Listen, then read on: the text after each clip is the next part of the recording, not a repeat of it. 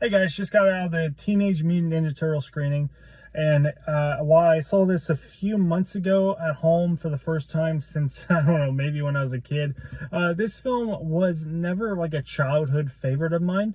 I always remember watching it when I was a kid. I remember having a good time with it, and I especially remember Splinter and the puppeteers and all the cool effects that came along with the film. I do think rewatching it at home, it definitely had some drawbacks, and I was a little underwhelmed.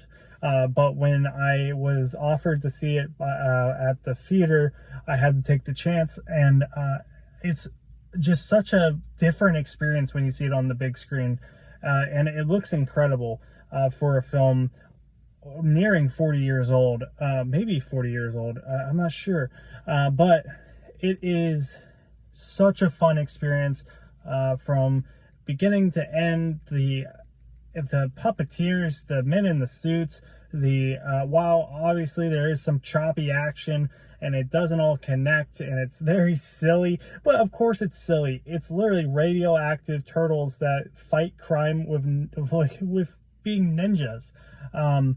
There's a guy with a hockey stick, then a golf club, Casey Jones just beating the shit out of people. It's such a surreal experience.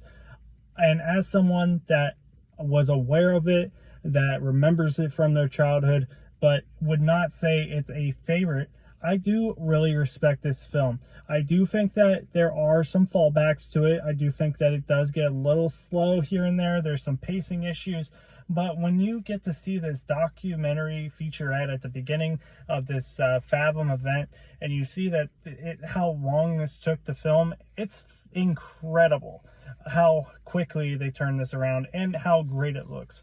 I love the performances, and I think that when you put this up against a film like the Michael Bay produced TMNT's from several years back, I do think that while I do personally like and respect what those films did, which I know is not a common opinion, I do really enjoy the Turtles themselves more here. But I do personally think that I like Megan Fox's version of April O'Neil more than the one in this film.